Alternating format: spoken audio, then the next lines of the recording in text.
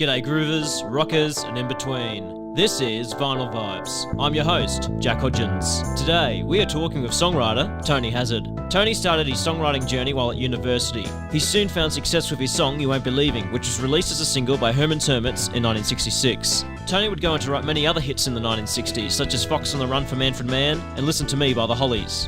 More recently, in 2022, Tony has released an album called Demonstration. The album features remix versions of his songs from his first solo album, Tony Hazzard Sings Tony Hazzard. G'day Tony, and welcome to Vinyl Vibes. Thank you. I wanted to start off at the beginning. I've read you were born in 1943 in Liverpool. I read you grew up with no fridge, no central heating, no TV. I mean, yeah, take me through that childhood, yeah. Well, it was that was normal. It was quite normal. Yeah, we didn't get a telephone till I was a teenager, I think. I probably left home by then. Yeah, we didn't have a fridge or a freezer. We had a meat safe, which was a wooden box with a sort of grill front, and a pantry, which was quite cold, under the stairs. No central heating, one fire in the living room, ice on the inside of the windows in winter, and a paraffin lamp in the bedroom.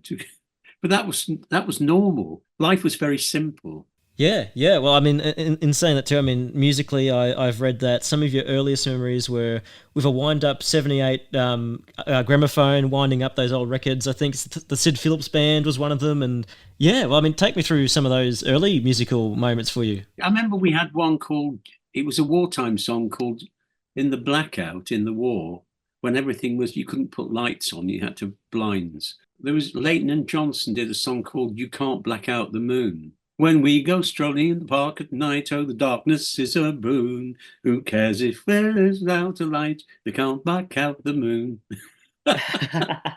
And Run, Rabbit, Run.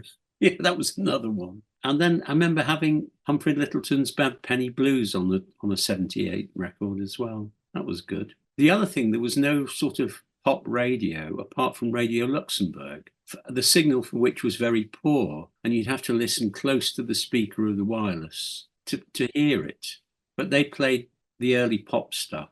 I remember listening to the Crickets, not Buddy Holly, it was just the Crickets, That'll Be the Day, with my head to the loudspeaker, my father thinking it was madness. Yeah, well, that was the sort of thing we were listening to. And then later on, we saw what Buddy Holly was like, and so the early things were Buddy Holly and the Crickets and the Everly Brothers. They were the main things when I was sort of 12, 13. When you first heard rock and roll for the first time, I mean, was it a big moment for you? Like was that sound? Because I imagine it was a pretty different sound to those wartime records. Yeah. Yeah, I think the difficulty for younger people these days is they've got everything that's happened since, but they don't know what it's like to come into something totally left field and totally new that nobody had heard before. I mean, I remember listening to Little Richard, and I still enjoy those records. They still sound good. They still sound exciting. Moving back to when you're 8, I think you got your first ever instrument, a plastic toy trumpet. Am I right on that? And it was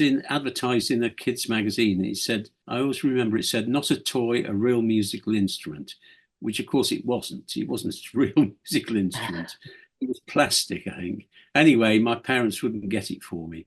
But then I saw this ukulele in a shop, and it wasn't a music shop. I don't know why they had it in, but I really wanted it, and I got it for Christmas, and that was it. I absolutely loved it. And then when I was 12, I got a second-hand guitar, which I didn't know how to tune. So I learned the chords according to the way the strings were tuned. And then when I learned how to tune it, I had to relearn all the chords. Unfortunately, I was riding on a bike with drop handlebars and holding the case out, and my arm was aching. So I put my hand under the handlebars and I stuck the end of the guitar in the spokes of the front wheel and went head over heels and landed up 20 feet down the road, wondering what had happened. And that was that. So that guitar was gone then. It was no good. So I then got a new guitar, which my father paid for. Yeah, it just carried on from there. And then we had a little jazz band at the school as well. So I played guitar in that. And the music teacher wrote out all the dots. So I partially learned how to play from music. We had a little group. It was my best friend played the drums. He had I don't know what kit he had. He had a snare drum and he had a bass drum, I think. And then there was another chap who was a psychiatric nurse at the hospital where my father worked. and he played rhythm guitar and bass, as it were. So he muffled the guitar so it sounded bassy, and I played lead and sang, and that was fun. But we had to take the drums on the bus, and bus conductors didn't like it. We put the drums under the stairs and borrowed somebody's amplifier and speakers. We're in the cavern one day, and Bob Wooler, the DJ, said, if there are any groups in the audience who would like to play, come and see me. And I said to Graham, the drummer, I said, I don't think we're good enough yet. I think we ought to hang on. So we never ever did it. And then I went to university, and that was that. But yeah, I mean, of course, you mentioned you went to Durham University, I think it's called. I mean, and that's where you started writing songs. Am I right on that? Yes, I joined a band there. I was in St John's College, and the band were in Grey College. And there was another college called Bede College, and they had a band. And occasionally I was playing in both of them. I think I played lead in one and sang in the other. I can't remember. And my father kept writing to me saying, what are you going to do for a career? And I didn't know what I wanted to do. And then the drummer said to me, why don't we go professional? And that was it. The lights went on, the bells rang, and I thought I knew what I'm going to do. So I stopped. I didn't do any university work. It was terrible, really. I just went to the pub and played guitar. I only got a third-class degree. I failed finals because one of the subjects I was doing was Latin, and we had 5 set books to study, and I studied half of one and failed the Latin paper, the set book paper. So I then had to resit in September, and I learned 1.5 books, and I managed to pass the paper. But because I had to do resits, they only gave me a third, which you either got a first or a third. That was the thing to do. But I enjoyed university life. It was totally different for me. Very, very strange. A totally different society. I was in a college with 90% public school boys, or as we called it, but in other words, private school boys. So they were all quite well off and terribly well spoken. And I thought, I don't know what I'm doing here, but then made good friends.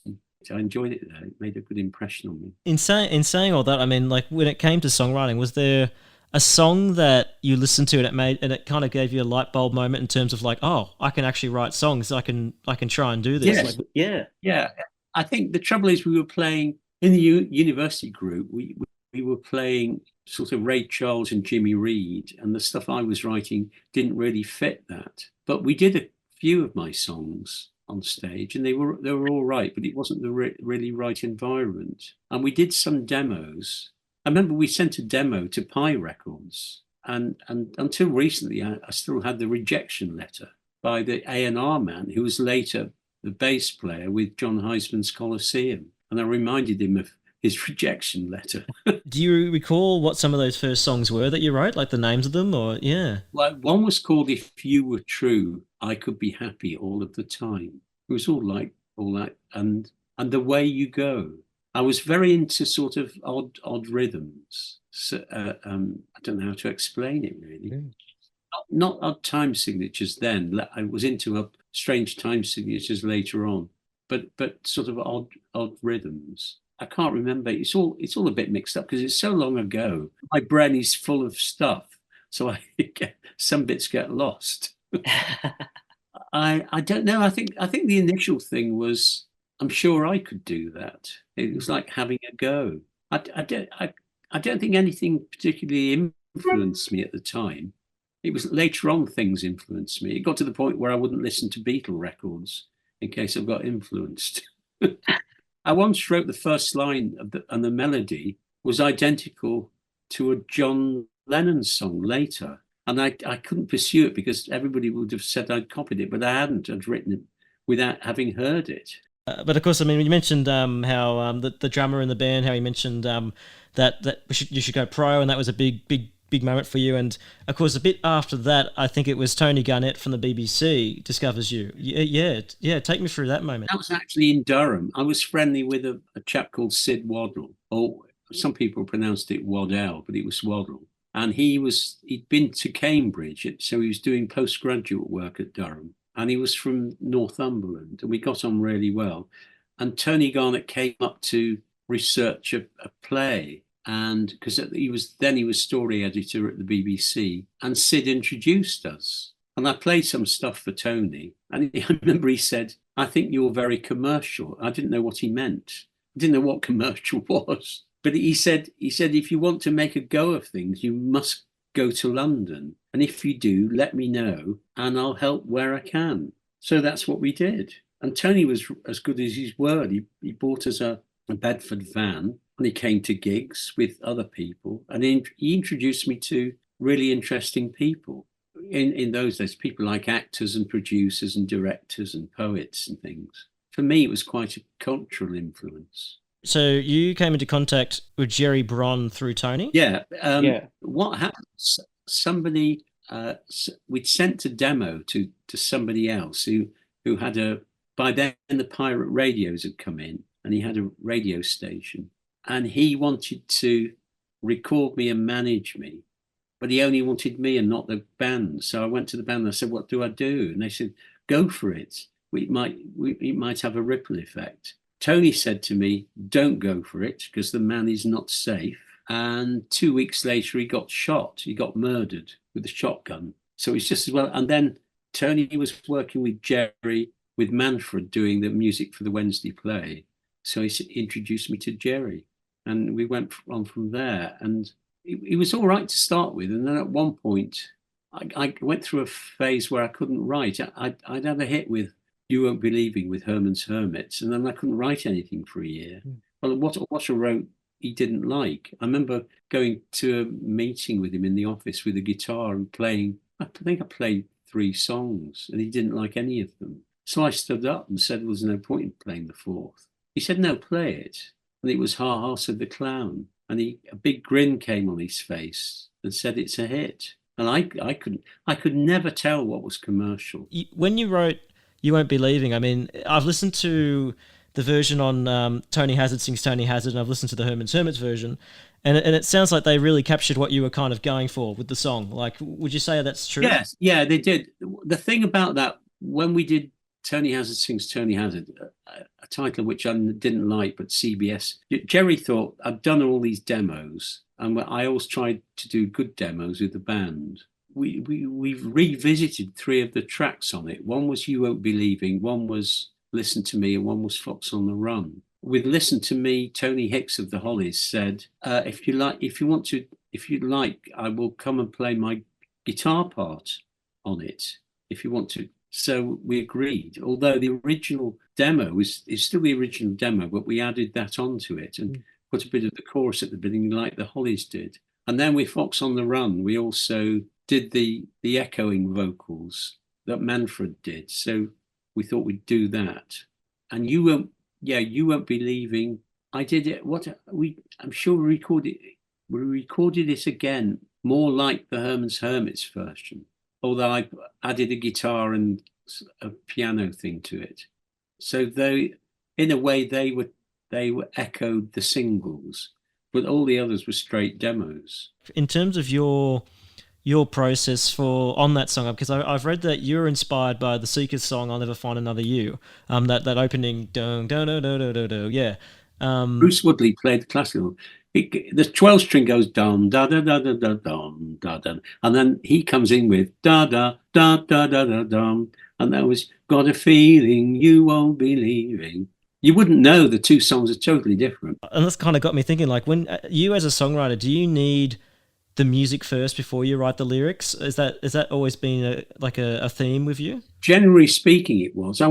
Latterly, I started to think I ought to try and write lyrics and then put them to music. But it was a mixture of things. You'd sing nonsense stuff. A bit like Yesterday was originally called Scrambled Eggs. Yeah, and because you mentioned a bit earlier how you went through that kind of writer's block kind of thing after writing that Hermits hit, and that kind of got, and you've mentioned and in the other interviews I've listened to and the one we're doing now, you've mentioned how you don't know, you could never tell what was commercial, and that kind of got me thinking, like, do you think like that helped you in a way, like to write more unique stuff? Like, I mean, "Ha Ha," said the clown is such a unique song, for example. I mean, I don't know. I remember thinking, once I'd had the Hermits hit, I thought, right, I'm a songwriter now. So what does a songwriter do? He writes songs. So I kept trying to write songs, but as I say, they didn't work till Hearts of the Clown. And then after, everything I wrote got recorded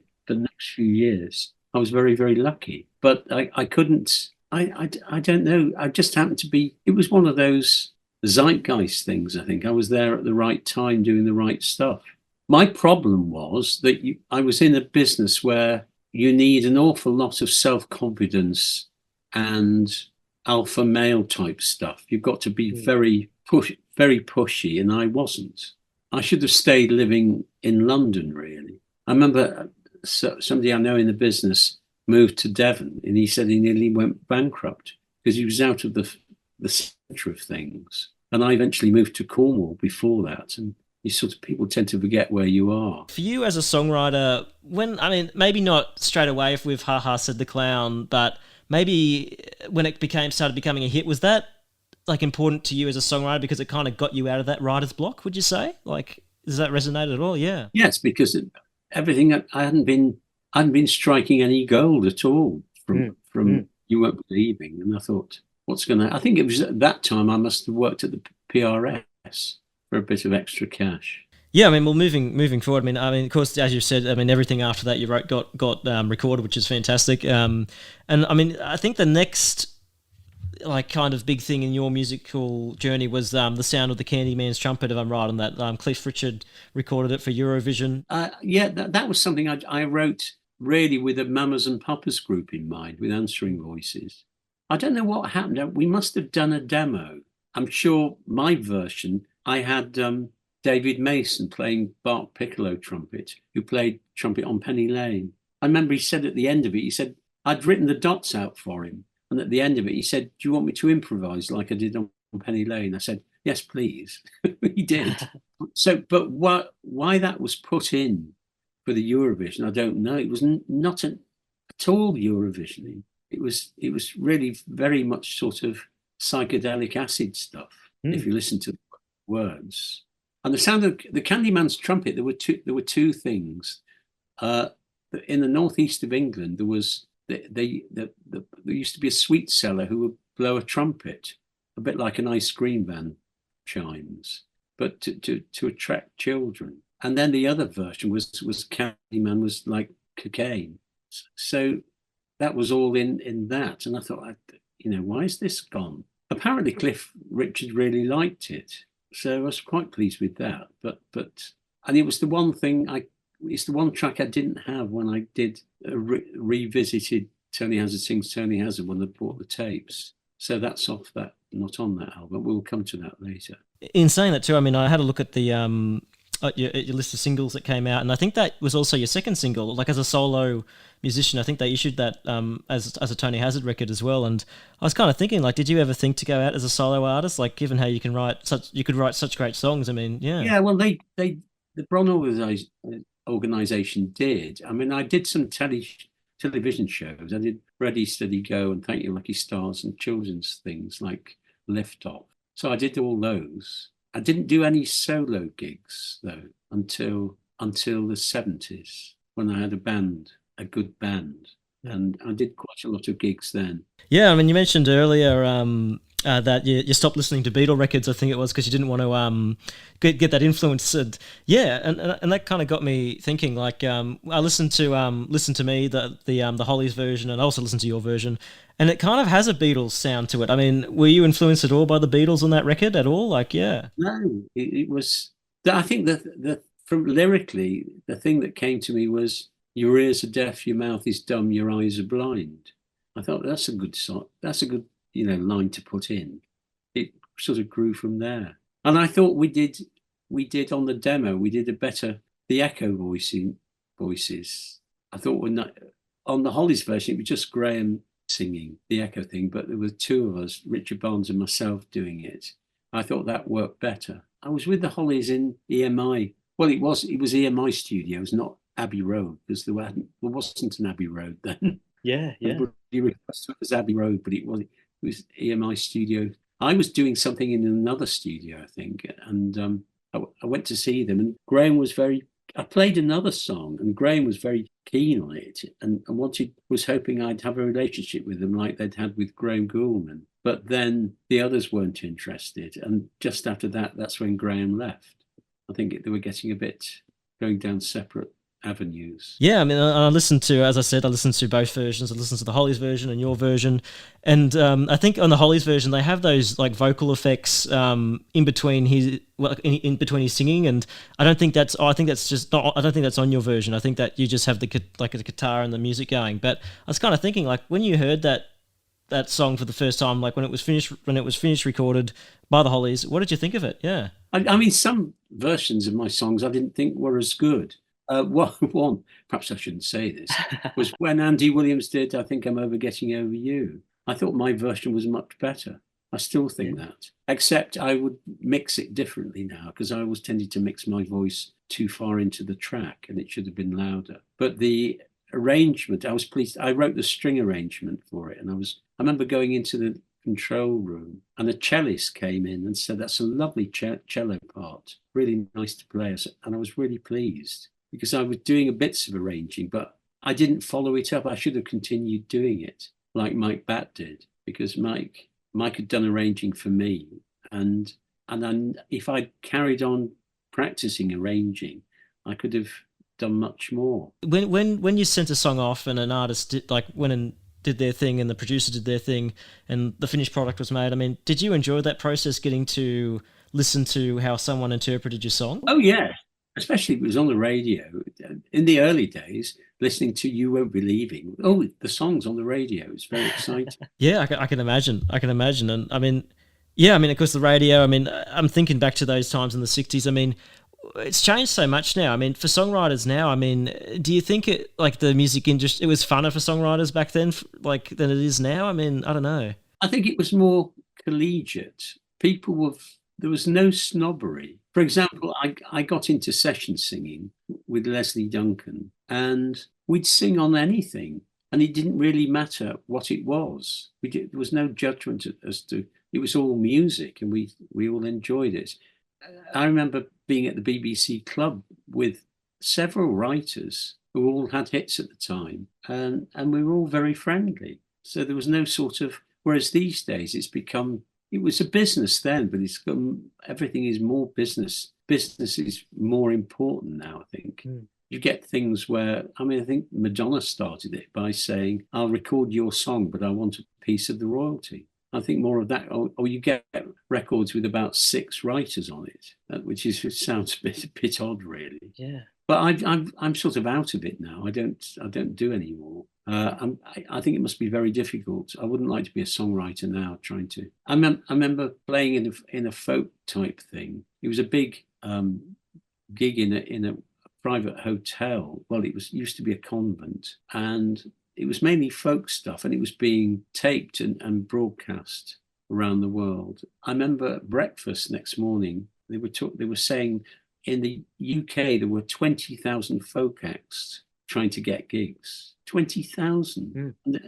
And that was just on the folk stuff. And now I look on Twitter, and The World and His Wife is saying, "Please buy my record." There's so much stuff out there now. It was far more simpler. Also, although some people didn't like it in the old days, you had A&R men who would make a decision about what would go out. Sometimes they were wrong, but sometimes, a lot of the time, it was a filter if something wasn't quite good. Whereas now everybody can make records on their computer, and the trouble is there's an awful lot of sameness. It gets to the point where if I put anything, say any video on Twitter on as an advert or anything, it's always the same.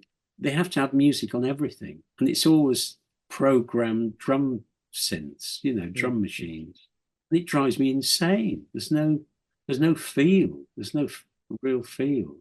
That's only. I mean, you could say, "Well, I'm just an old fart," which is true, but I do think the camaraderie it doesn't seem to be there, or it stopped being there. It was all too. I look at. It's a bit like the celebrity thing. I look on television and say, "Is that a celebrity? Is this a celebrity program?" Because I don't know any of the people. Because now people are celebrities for being celebrities. So you don't have to have a talent or an ability. You just have to be on. If they had a man every morning on TV cleaning his teeth, he'd become a celebrity. Then he'd get an agent, and the agent would get him on all the quiz shows. And when they actually haven't got any talent at all, I've seen people on there, on quiz shows, they haven't got a clue what they're doing. But they're there because they're a celebrity. Everybody wants a celebrity.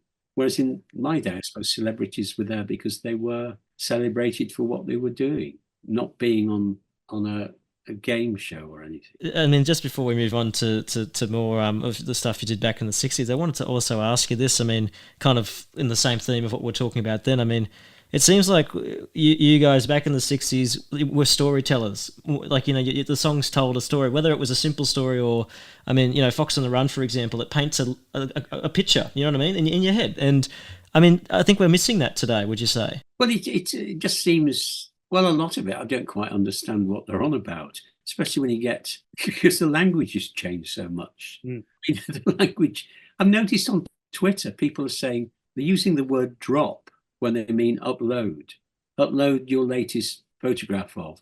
They also say drop the last picture you photographed. Was dropping it. Why don't you just say upload it? That's because of the age I am, and the world has moved on, and I've got to the point where I haven't got the energy to move on any further with it. I've used computers right from the beginning, but now it's now got out of hand. So if you want a railway ticket, you have to book it online and go to the station with your mobile phone and those square code things. What's it called? Something code. QR code, I think. Yeah. QR code. That's it. And you have to hold your phone up. And you have to do that if you want to park the car. It's all completely mad. Yeah, and look, I mean, I mentioned Fox on the Run and that beautiful picture it paints, it like with the lyric, it paints in the head. And I mean, I read you were trying to write a song that the band could record. Very much like that. I was a big fan of them and Rai Kudo, and it was to be like the band. Yeah. I mean, how was that process for you? Because I can imagine, like, as a songwriter, when you set out to get a certain sound, it either sometimes happens or it doesn't. I mean, did it come pretty quickly, Fox on the Run, like in terms of that? Yeah. Many years later, I wrote a third verse, which is actually the second verse, and it fits really well. And then I started getting messages from America where, of course, everybody knew the bluegrass version over there. Then one bluegrass band sent me their version, which was recorded at home with a banjo player sitting in a wheelchair and the bass player standing up with a double bass. And I said, yeah, there's a third verse. Oh, could we have it? So I sent them, and then they sent me their version with the third verse in, and it fits really well. I mean, what inspired you to go back and add a verse? I mean, yeah. I don't know. It just seemed to fit. Yeah. It was many years ago, but it feels like yesterday when she led me through the corn on that fateful summer day. I saw the sunlight in her hair. I saw the promise in her eyes, and I didn't even care if her words of love were lies. It just fitted well. Writing that verse years later after the fact, I mean, was it hard for you going back to your mindset? And it's quite natural. The funny thing is, Mike Darber, because he's a songwriter as well, always wanted to change things. So when they did Manfred did Fox on the Run, he changed the line, "The game is nearly up, the hounds are at my door." And I'd written, "I'll illustrate a girl who wandered through my past.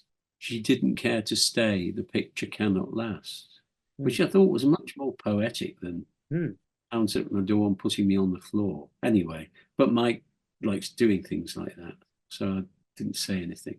But I mean, in saying that, I mean, it's a unique title. Like, I mean, before Sweet came along and maybe nicked it. I thought that was so silly of Sweet. I thought it was. They even copied Manfred's "Like a Fox, like a Fox, like a Fox." Yeah. Which I don't know I did, but I thought I was a bit quite entitled to do that. But to use Fox on the Run and it was such a naff, Fox on the Run.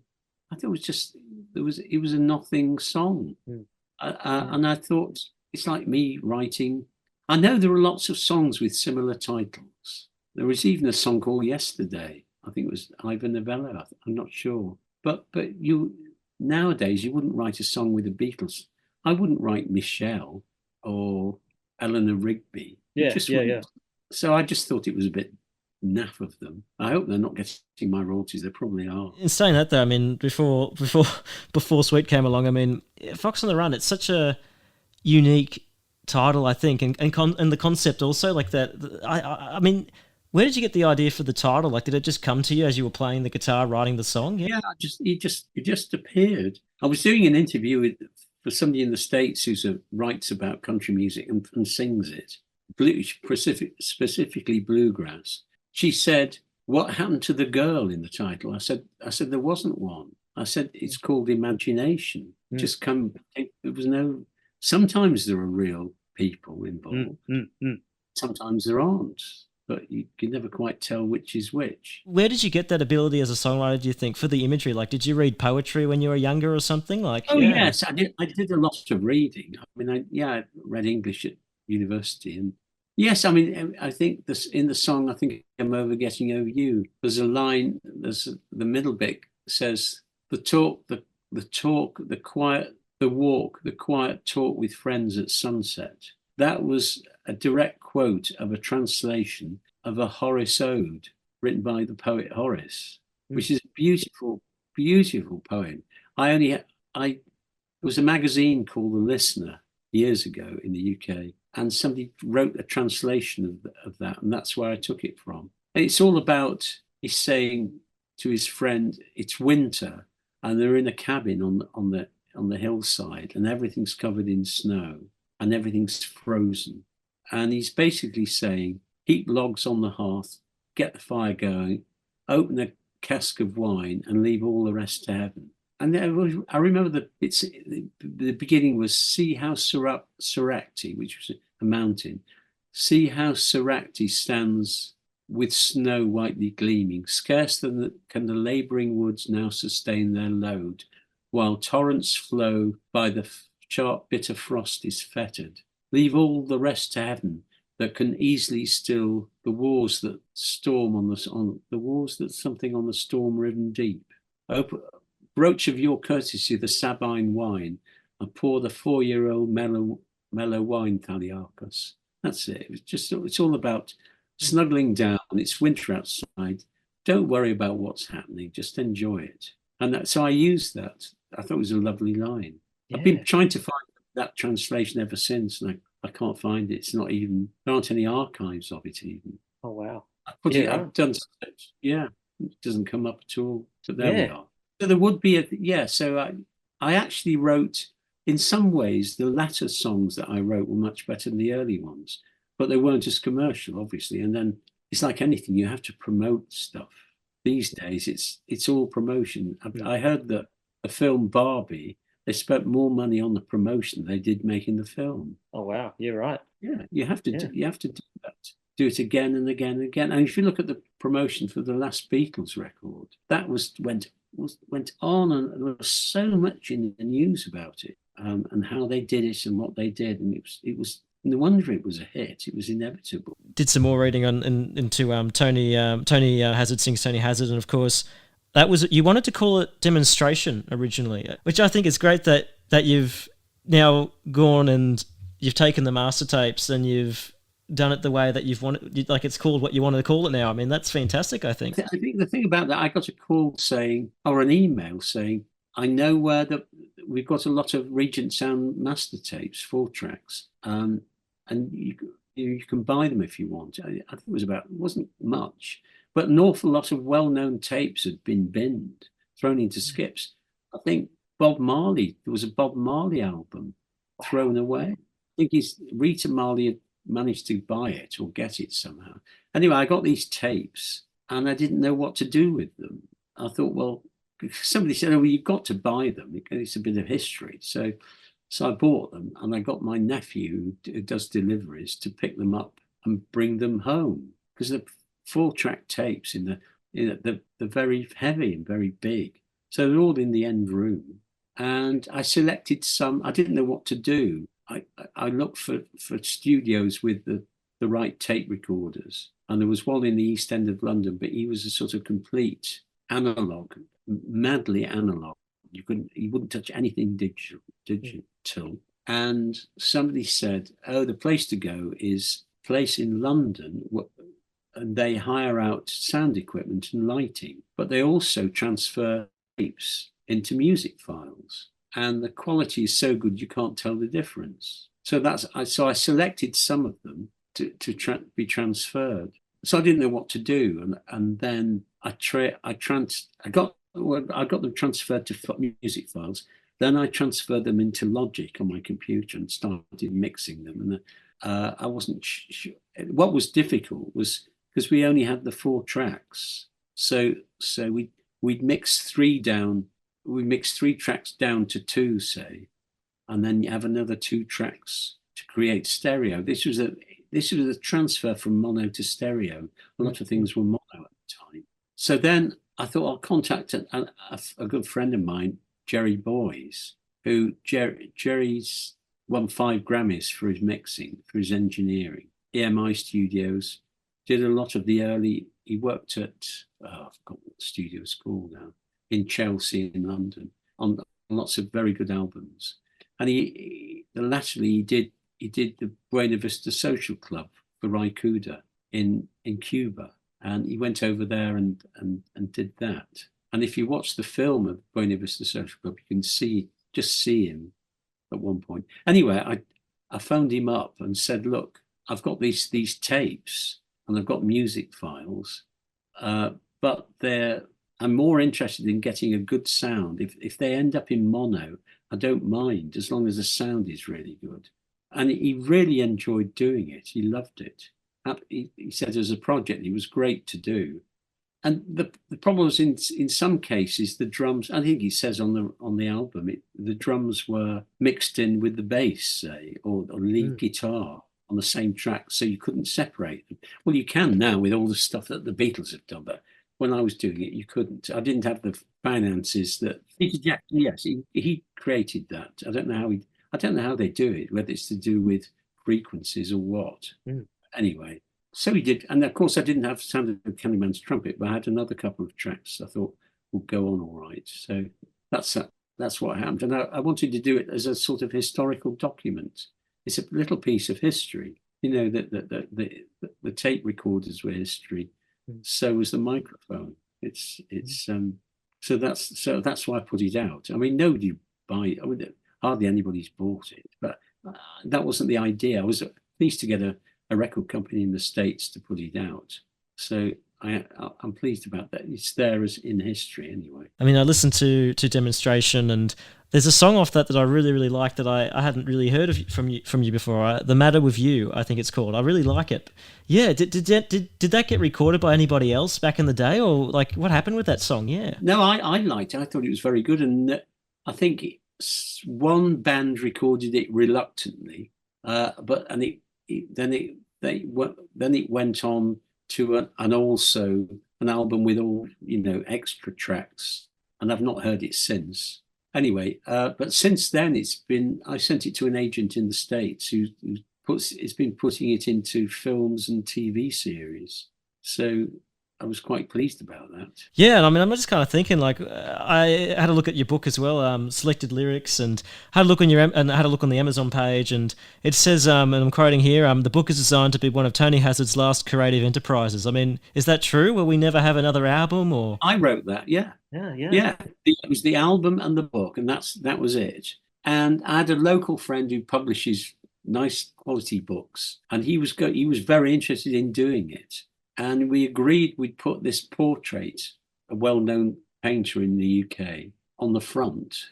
And then he suddenly changed, and he sent me stuff with a photograph of me lying on a bench in the 60s. And I said, look, this book isn't about the 60s. The album that's coming out is about the 60s, because that's when it was recorded. But the book has lyrics that were written last year. Yeah. It's not about, I don't want an advert for the 60s on it. Yeah. So we parted ways, and I phoned a local bookshop a few miles away, and I said, do you send books abroad? And they said, no, people just drop in. So I thought, I'm far more popular in other countries than I am over here. Like the royalties in Germany and Austria are much bigger than over here. So how do I do something? So, and Amazon seemed to be the best way. To do a book on Amazon is actually very complex. They make it sound very simple, but it's fiercely difficult. So I had to get a typesetter to typeset it and do it. And I paid him to do it. And it's not, the volume isn't as nice as it could be if it was done by the local publisher, but it's available in Brazil and America and Spain, for people that want to buy it. So it's just there if anybody wants it. Yeah. I think only one person bought it last year, but there we are. I mean, in saying all that we've talked about with your book, and it's kind of like the last creative output, I mean, what's next for you, Tony? Like, what does life look like for you? What are you still playing guitar here and there just for yourself, or yeah? I'm contemplating. I've got a really, really good hi-fi system, which I built up. I went through a phase of being quite neurotic about hi-fi and spending lots of money on cables and things. And one chap who used to design amplifiers and build them and still does came over one day. He actually built the preamp that I've got, which is Audio Innovations Silverwire and valve amps and things. But I don't play it. I mean, I used to buy the odd CD and then not play them. I thought, well, there's no point in this. The only times I play music is after a few drinks in the evening. And I go on to YouTube and play old stuff, usually. So I don't know, I read these days. I like reading. I get into certain authors and get everything they've done and read them. Or I watch television in the evening. But it's very difficult to find something that I really like. But I don't play music. So I thought of giving the hi-fi away. I could free up all that space with the hi-fi and the records. Although I do have a Beatles acetate somewhere, which should be worth a few thousand. If I can find it, I must go and have a look for it. I just want to thank you for your time today, Tony. I think we've spoken about such good things. Yeah, just thanks so much. It's nice to see somebody young that's interested in some of the old stuff. That was Tony Hazzard, legendary 60s songwriter. To check out Tony's new album and recently published book of lyrics, head to his website at tonyhazzard.com. Remember to share this show with other music fans. And if you really like what you heard today, we'd love to hear from you. Thank you for tuning in to this episode of Vinyl Vibes. And to all you music lovers out there, stay groovy.